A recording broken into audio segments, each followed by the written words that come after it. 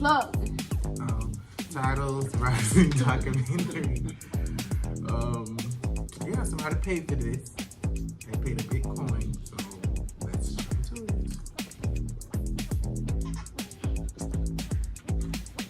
What she got? I can't date no white man, because if you say nigga, I'm gonna kill him. You got is that too much?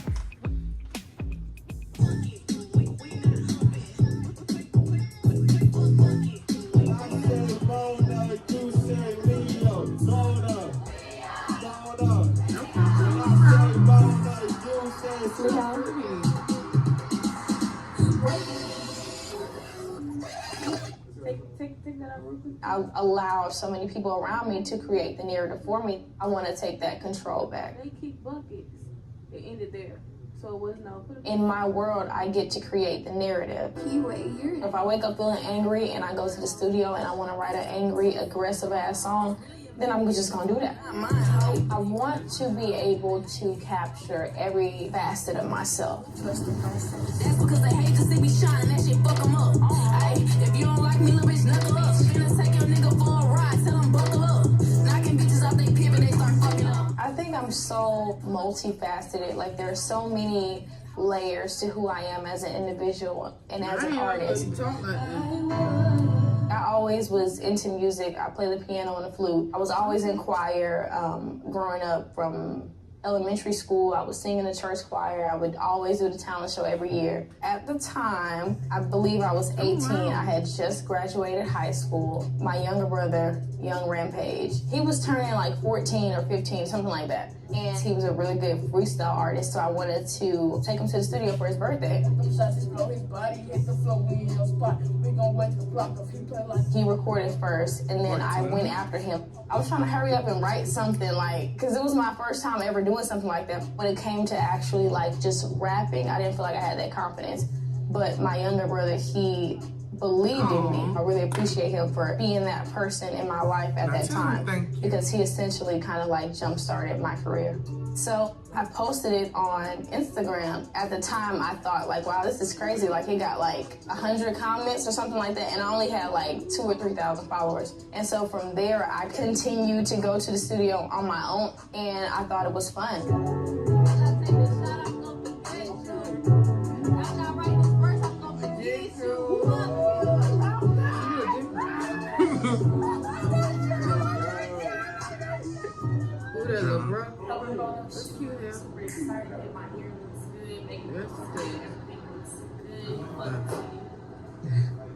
Coming out the gate with my first real production style music video, I made sure to pay homage to Houston. We had barbecue out there. I shot it in my hometown, in my same neighborhood, Ridgemont specifically. From the very beginning, paid homage to my city and where I grew up from. As an artist, that's what I wanted to represent, because I'm so proud of my city. I'm proud of where I'm from. Man, are you crazy? Originally, the song is called Knocking Pictures Off the Wall, and it's by an artist called Youngster. My producer, his name is Marion. He sent me the beat, and I thought it was great. I like how he flipped it, how he sampled it.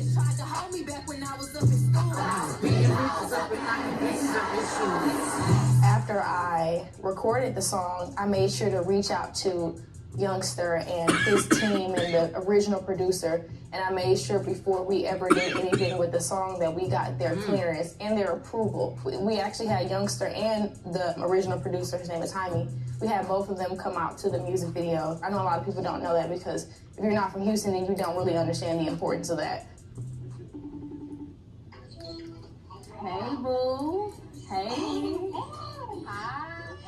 I sent like an invitation, like, hey, I want you to come on. I'm shooting my Beating On Your Block music video. I sent it to everybody I was following on Instagram. And I remember I was telling everybody, it's gonna be a really big deal.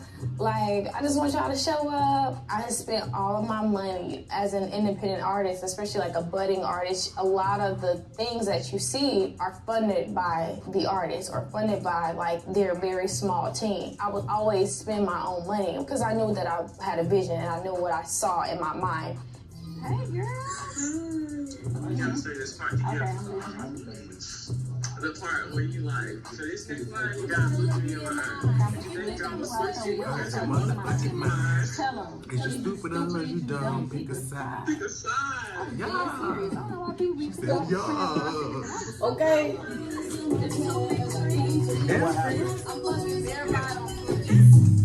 I didn't get it.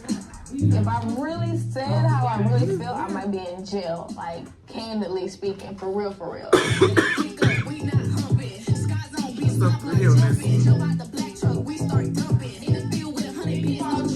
I'm a peculiar, for real, for real.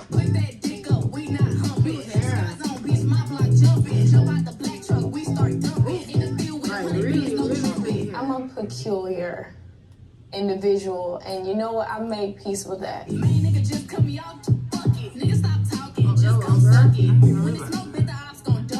It's satirical, like, you know, it'll be how I'm really feeling, but it'll be packaged in a way that is receptive to the general masses. I ain't got shit for a broke ass nigga. Ass too fat for my fat waist.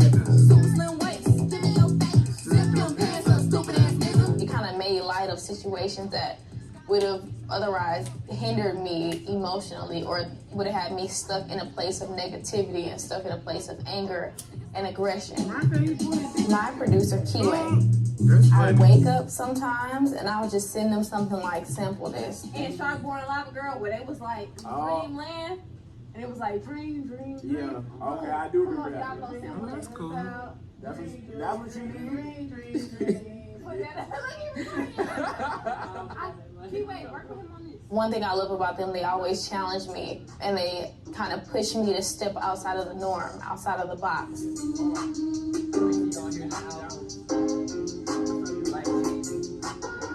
I send them things, they send me things like, hey, I know this is not your typical sound, but I think that you would sound good on something like Which this. is good, because I like when people step outside the box. And then the crowd goes,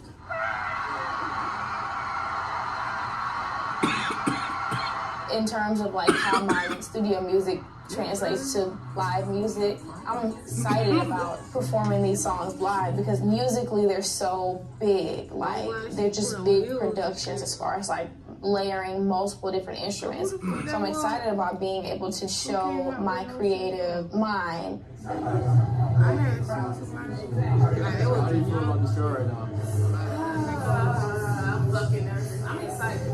I'm really excited because I feel like this is my crowd for show. But still, I always before every show, I'm just getting the jitters. I'd like to be able to meet the people that support me in person, but I feel as though live, I just suck. Like, there's so many things that I'm feeling. I have really bad social anxiety. oh, who that was?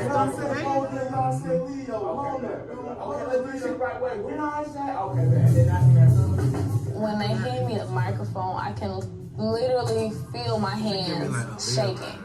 I wanted to be candid and transparent about that so that people would be a little bit more, not sympathetic, but empathetic. So that They're like, well, I ain't never seen a man eat no chips like that. be candid and transparent about that so that people would be a little bit more, not sympathetic, but empathetic, so that they understand. Sometimes I wake up and I don't want to rap. I don't feel like rapping, and that should be okay. Did you even see her? I was trying to figure out what kind of music they want to come from the back. They I look was like. finna bust her fucking ass, cause you know like some hard ass motherfucker.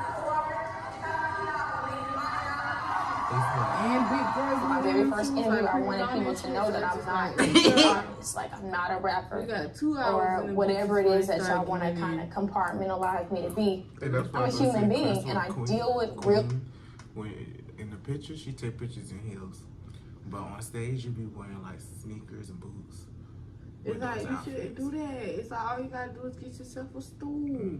Because you're not the type of girl to dance and all that. So it's just like, just do an Ariana Grande and get a stool. You don't even gotta walk in them bitches.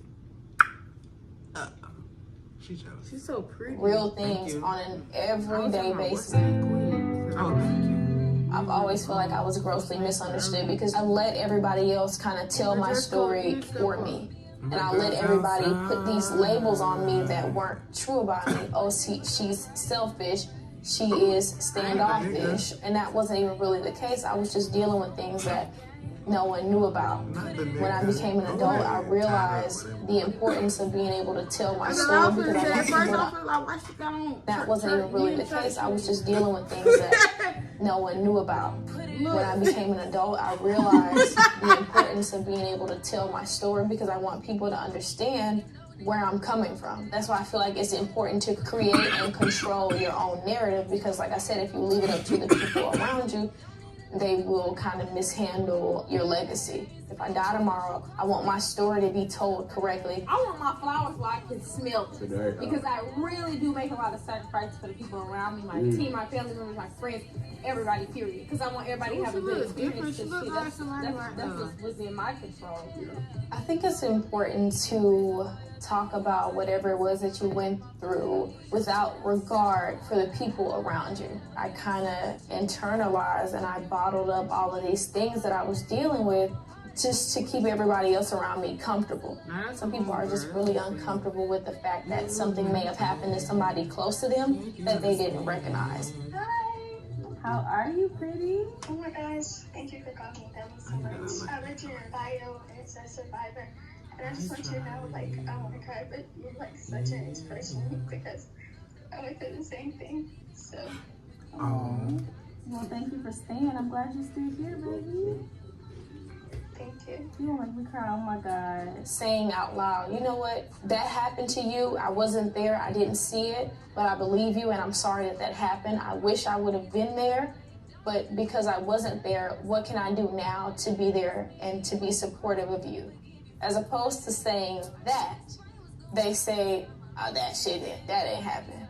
Or I didn't know shit about that. That shit couldn't happen because I never heard about that. They just don't create a safe space for people who are victims of abuse to even feel comfortable sharing that. I hope you have a good night, honey. I love you. Thank you. Bye, baby. Have a good night. The lesson to be learned is to just kind of, and I know it's very cliche, but to love yourself, value yourself, point out the characteristics about yourself that you love and capitalize on those characteristics so that they override any negative feelings you may ever feel about yourself. Follow your fucking dreams. Don't let anybody deter you from what you have going on. I don't give a fuck who's not supporting you, who's not paying attention to you. Keep putting it in their face where they can't fucking deny you. When I first started, nobody was paying attention. Nobody gave a fuck about what I was talking about. But now look, all eyes are on me. So with that being said, keep going. Don't never give up. I don't give a fuck what's going on. Keep moving forward. Leading up to the album, I think it's like I want to be able to capture every layer, every part about me in the best way that I can. I feel like the music that I'm creating right now, I'm so excited about being able to create these very elaborate visuals to pair with these very elaborate songs sonically. That's like my drive right now. I'm just ready to show the world who I am as an artist and as an individual and as a human being, and I'm ready to share my story. I forgot what the word was. Right. She said about 2-3 words in the beginning. I said, okay. But she used the content clues. I knew what she was talking about when she. I like her. I really like her. That was a good documentary. It was. I can't wait to see what she has in store for the future. I don't know, and it seemed like she to herself, like, you know how the girls get clicked up and shit. She just seemed like humble and laid back and chill. She had like a nigga. That's real. Well, with that being said, we'll get y'all the next reaction.